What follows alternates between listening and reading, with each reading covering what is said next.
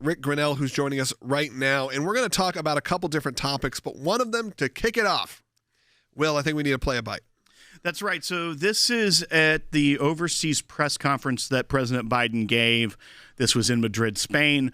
A reporter asked a question about his upcoming trip to Saudi Arabia, and just listen to the president's response. Bite 4. If you were to see the crown prince or the king, would you ask them to increase oil production? No, I'm not going to ask. I'm going to ask. All the Gulf states are meeting.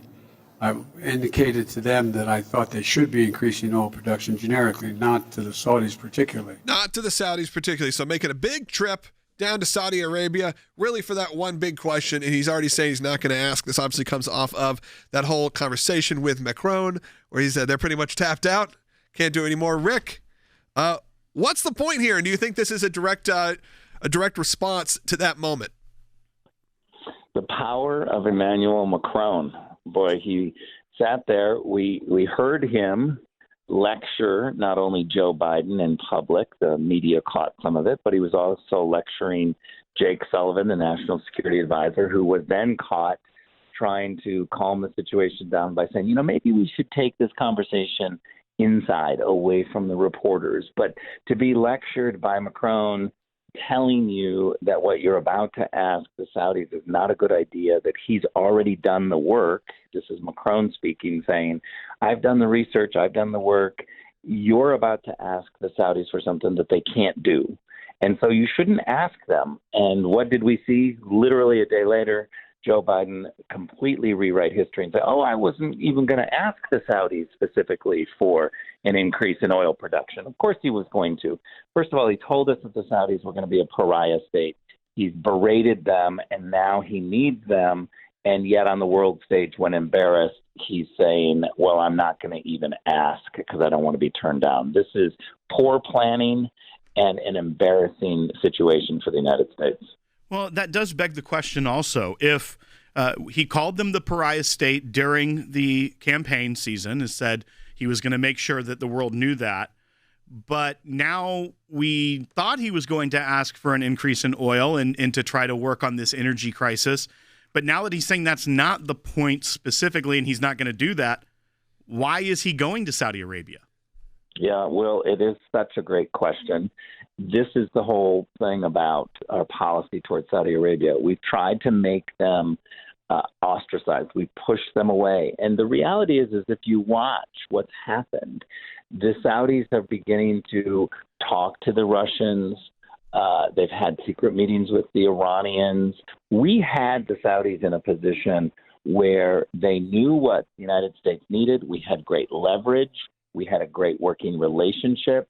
And yet all that has imploded. We keep hearing this over and over, that the situations around the world are in dire straits because of Joe Biden. But now we see with the Saudis, we don't have any leverage. We're literally in need of more oil production from either America or the Saudis, and now Joe Biden is saying he can't go to the Saudis because he's been embarrassed by the French. It's such a weird world living in. We need more production from America.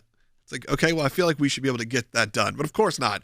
Of course not with this administration, which appears to be, it seems like, Rick, even weaker now on the world stage. If we thought it was weak before, this just accentuates what we're feeling here is clearly being felt overseas. I think there is some sort of that I think people understand if you haven't spent a lot of time internationally how much America plays into even the news media of Europe. We don't know necessarily all the ins and outs of what's happening in Europe and the United Kingdom and the Western world. But there, whether it was Donald Trump or Joe Biden, these are big stories that are happening throughout the world. And it just it feels like it's giving us an even weaker look on that stage. Well, what I think is happening is there's this vacuum of leadership. And now what you're seeing is different regions are rising up to show who the regional leader is. Certainly we see China trying to flex within the Pacific and now trying to go into Eastern Europe, Africa, the Middle East. We see Macron. He's got no competition in Germany. Their Chancellor Merkel's gone. The French are now stepping up to run Europe. Joe Biden is letting them. They've got this thing called consensus that they keep pushing. And consensus with the Europeans means that the Europeans get to veto America's policy. We no longer have an America First policy. We have a policy that is consensus with the Europeans. We cut the baby in half. We literally go to the middle of what the Europeans want, what we want, and we settle in the middle. Now, some people might think that's good. I think that's terrible because it means that other countries get to veto American policy. And Rick, you brought up Emmanuel Macron, and with you being the former ambassador to Germany, Germany being the largest economy in Europe, and the NATO meeting, actually NATO meeting was in Spain, but the G7 being in Germany, is it a weird shift for you? Did you ever think you'd see the day where the power broker in Europe was the French president, Macron? I mean, after 16 years of Merkel, I think a lot of people are right now settling into a Europe led by the French. And I believe that that's a dangerous world. And certainly we know that there's been a long history of the French not wanting to support NATO, undercutting NATO.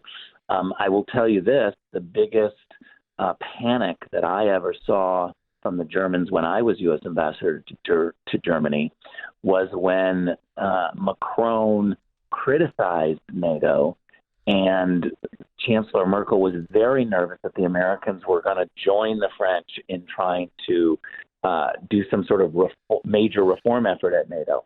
Merkel and the Germans love the situation as it is because they don't pay their military obligations to NATO. They get massive protection, and they don't have to spend the money.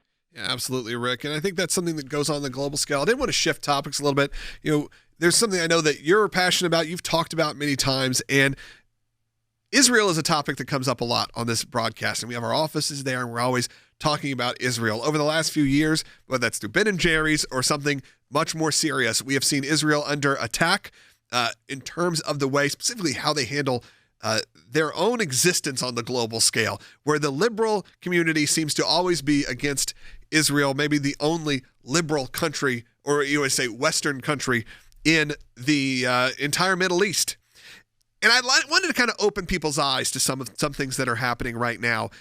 And this just happened over the last few days, and that is the Palestinian regions, the West Bank, and many of the areas are some of the most hostile to members of the LGBT community. You're talking about 92, 94, 95% a hostility rate towards those. And you have Israel, again, the country that the liberal Americans always seem to target as, evil, providing visas, work visas, essentially a safe haven for Palestinians who are a part of the LGBT community.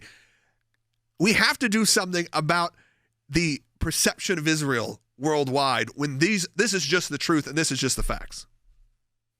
Yeah, one of the things that I love about being a member of the religious community as a Christian, I grew up evangelical Christian.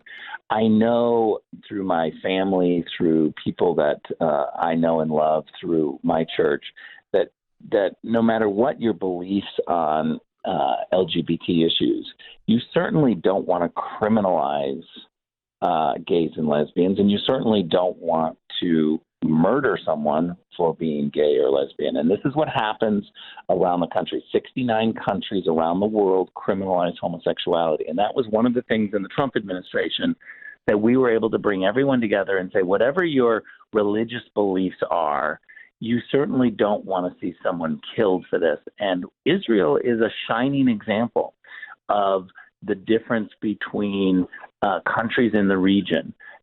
Israel is a country that respects human rights, that is now giving visas to gays and lesbians.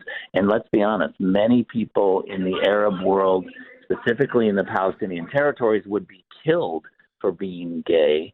Now they're getting visas in Israel to actually work and have their own life. Yeah, and that's the kind of news we want to bring up. Next segment, we are going to talk about what happened in that whole Ben and Jerry's situation, the BDS movement. But I wanted to bring that to light. I know it was something, again, that you would want to speak on, Rick, because it does seem like one of those talking points that can be pretty infuriating when you see, even during the overturning of Roe, still it felt like somehow an anti-Israel bias comes into those conversations. And it's wild every time they become the target. Rick, I appreciate you joining us today. Is Rick still on the air? Hey, Rick, we are in the middle of our match. We're just at the beginning of the matching challenge. We got like 30 seconds. I want to give you a minute just to say, your thoughts on the ACLJ and the work we do here. We got about 20 seconds. Thank you so much. I'm such a believer in ACLJ. It's the reason I'm so proud to be a part of it. I know their work at the UN. I know their work in Europe. Please support this very good frontline work of being tough against the liberal left. All right. Thank you, Rick. We appreciate it.